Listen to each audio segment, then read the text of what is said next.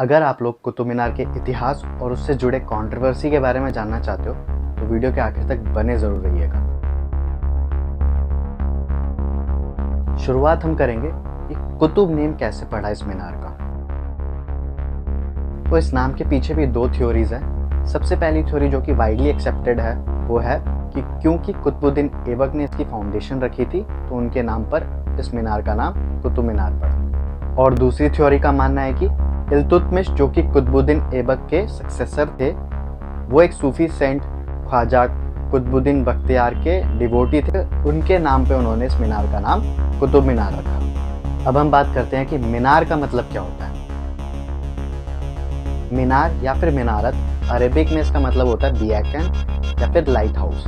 आप ये भी समझ सकते हो कि इस्लामिक कम्युनिटी के प्राइड के रूप में भी इसको बनाया जाता था, या फिर ये जताने के लिए कि अब इस जगह पे हमारा राज है।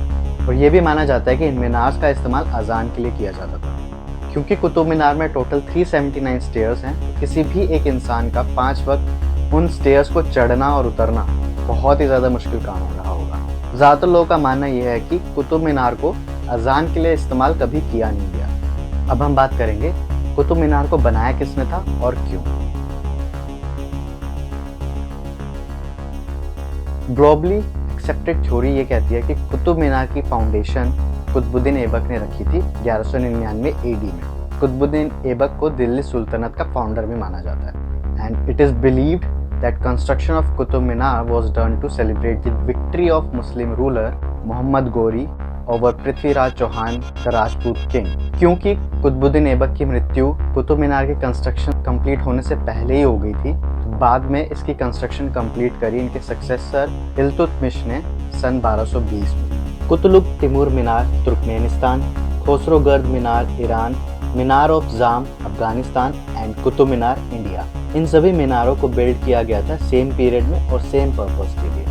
जो सबसे करीबी रिजेम्बलेंस है कुतुब मीनार की वो है मीनार ऑफ जाम, जो कि कुतुब मीनार से पहले ही बिल्ड कर दी गई थी अफगानिस्तान में। Qutub complex middle eastern part of Lalkot में लाई करता है। अब आप लोगों के मन में दो सवाल जरूर उठ रहे होंगे। पहला, कुतुबुद्दीन ऐबक कौन थे, और दूसरा, ये लालकोट क्या है। तो अब हम बात करते हैं हु वॉज कुतुबुद्दीन ऐबक।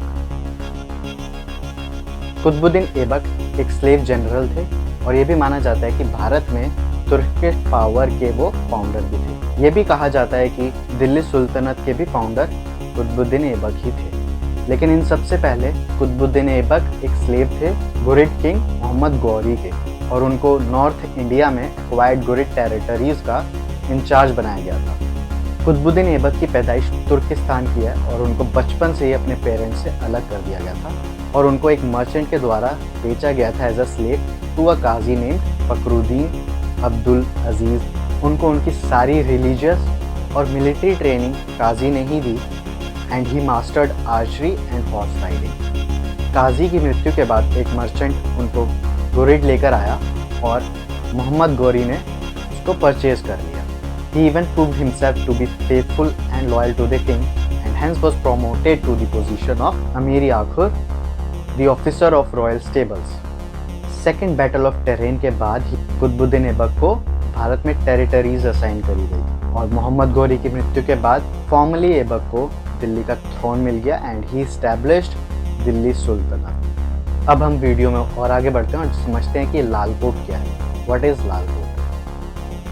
तो लालकोट दिल्ली के ऐतिहासिक 7 शहरों में से सबसे पहला शहर माना जाता है, जिसको एस्टैब्लिश किया था अंगद पाल ने सन 1060 में, जो कि एक तोमर राजपूत रूलर थे। ये जो 7 ऐतिहासिक शहर हैं दिल्ली के, ये दिल्ली के इतिहास के अलग अलग एरा को दर्शाते हैं, marked by different rulers and cultural influences. और ये 7 शहर कौन कौन से हैं? पहला है लालकोट, जो कि सबसे अर्लियर सिटी थी। दूसरा है Qila Rai Pithora, expanded from Lalkot and associated with Prithviraj Chauhan. तीसरा है दिल्ली, जिसे हम दिल्ली सुल्तनत भी कहते हैं, established during the Muslim conquest. चौथा है फिरोजाबाद, जिसे कि 14वीं सदी में फिरोज शाह तुगलक ने इस्टेब्लिश किया था। पांचवा है तुगलकाबाद, गयासुद्दीन तुगलक ने इसको इस्टेब्लिश किया था। छठा है शाहजहानाबाद, इसको इस्टेब्लिश किया था 17वीं सदी में शाहजहां ने। और सातवां है न्यू दिल्ली, जिसको एस्टैब्लिश किया था ब्रिटिशर्स ने 20वीं सदी में। अब हम बात करते हैं कुतुब मीनार के आर्किटेक्चरल स्टाइल के बारे में। तो कुतुब मीनार एक स्तंभ है, एक कॉलम है जिसको बनाया गया है रेड सैंडस्टोन ब्लॉक्स का इस्तेमाल करके। इसकी हाइट है 72.5 मीटर, टॉप में इसका डायमीटर है 2.75 मीटर एंड बेस में 14.32 meter, which makes it as the highest stone tower in the entire world. जैसा कि मैंने आप लोगों को वीडियो में पहले बताया कि इस तरह की मीनारत का इस्तेमाल अजान के लिए किया जाता था, लेकिन कुतुब मीनार का एक और मॉन्यूमेंटल पर्पस था जो कि था victory monument of Mohammad Ghori. जब से कुतुब मीनार बन के तैयार हुआ है तब से लेके अब तक कई बार इसमें रिस्टोरेशन और मेंटेनेंस वर्क कराया जा चुका है। 1369 में फिरोज शाह तुगलक ने इसके 4th फ्लोर पर मेंटेनेंस वर्क कराया था क्योंकि the minaret was hit by a lightning. 1803 में दिल्ली में एक मेजर अर्थक्वेक आया था जिसकी वजह से कुतुब मीनार में काफ़ी ज़्यादा डैमेज हुआ था और 1828 में ब्रिटिश इंडियन आर्मी ने इसका रिपेयर वर्क करवाया था।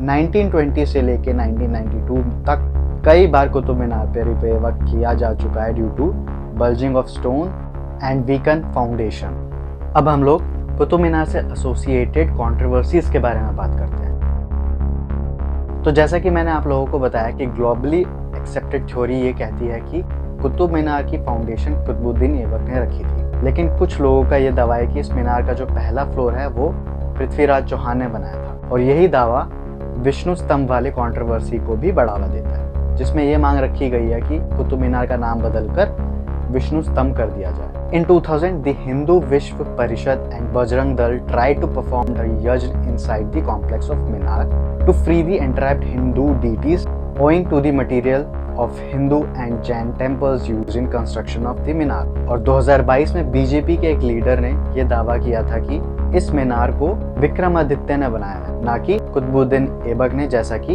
इतिहासकार क्लेम करते हैं। ईस्टर्न गेटवे के चौखट पे लिखे एक शिलालेख के according the 27 materials were used in the construction of the mosque, लेकिन इन टेम्पल्स को डिस्ट्रक्ट नहीं किया गया था, इनको डिसमेंटल किया गया था। और ये थ्योरी इसलिए आई है क्योंकि जो पिलर्स इस्तेमाल किए गए हैं कंस्ट्रक्शन के लिए उनको बहुत ही केयरफुली निकाला गया था और रखा गया था so that they can be later used in the construction of the mosque. अगर डिस्ट्रॉय ही करना होता तो इतनी केयरफुली कोई भी पिलर्स को निकाल के संभाल के रखता नहीं।